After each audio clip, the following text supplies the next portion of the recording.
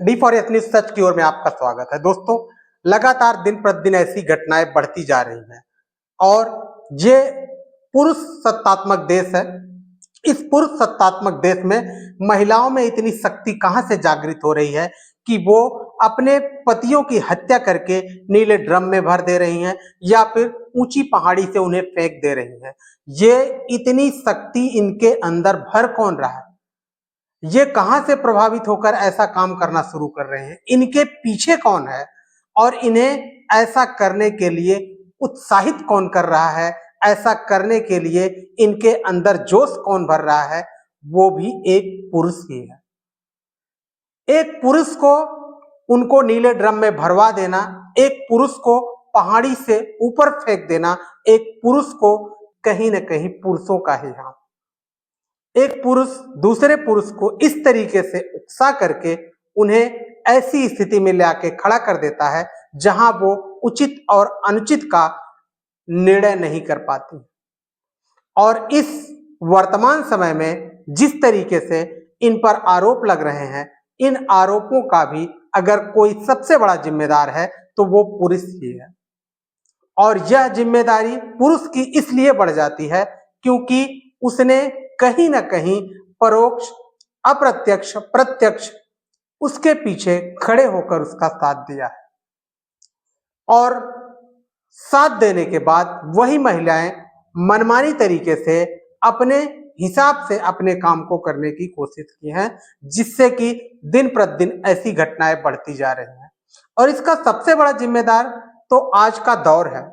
आज के दौर में जिस तरीके से हाईवे से लेकर के आम होटलों तक की ऐसी घटनाएं दिन प्रतिदिन दिखाई जा रही हैं, दिन प्रतिदिन इन्हीं घटनाओं पर बातचीत हो रही है, सोशल मीडिया में मीम्स बनाए जा रहे हैं, दिन प्रतिदिन सोशल मीडिया में ऐसे ऐसे लोग आकर बयान दे रहे हैं मानो उन्होंने चरित्रहीनता की कहानी का वर्णन अपने माइक पर ऐसे करवाते हैं जैसे कि वो कोई ओलंपिक से मेडल लेके आई।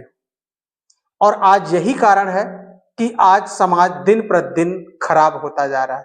वो चाहे पुरुष हो चाहे महिला हो, दोनों एक दूसरे के विपरीत सोच पैदा करके उनके अंदर एक दूसरे के प्रति इतनी ज्यादा नफरत भर दी जा रही है कि वो एक दूसरे की हत्या तक पहुंच जा रहे हैं। रही बात शादी की, तो शादी एक नैतिक परंपरा है जो हमेशा हमेशा चलती आई है और चलती रहेगी। लेकिन कुछ ऐसी चीजें हैं जो समाज में जो इस समय फैल रही हैं कि शादी के बाद पतियों का मर्डर कर देना, उनको उनकी हत्या कर देना, ये ना। तो आप शादी से पहले ही बताइए, अपनी बात स्पष्ट रूप से रखिए। अगर कोई घर के व्यक्ति विरोध करता है तो आप उसके बाद कानूनी कदम उठाइए। आपके पास नैतिक अधिकार है, आपके पास मौलिक अधिकार है, आपके पास संवैधानिक अधिकार है। और अगर आप 18 वर्ष की उम्र से अधिक हैं तो आपको संविधान खुद ही यह अधिकार देता है कि आप अपनी बात को स्पष्टता से प्रशासन के साथ रख करके अपनी बात को पूरा करवा सकते हैं। लेकिन किसी को मार देना,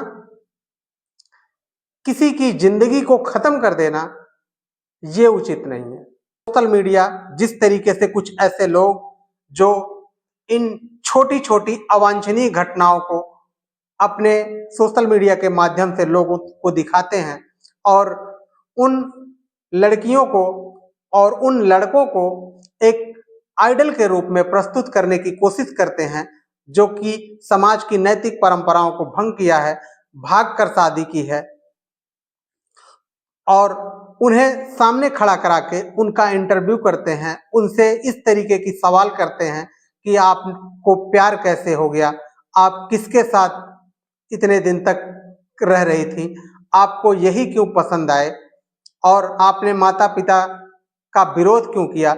इस तरीके के सवाल आज इस तरीके के समाज में एक नई सोच पैदा कर रहे हैं और यही सवाल दिन प्रतिदिन इस समाज को दूषित कर रहा है।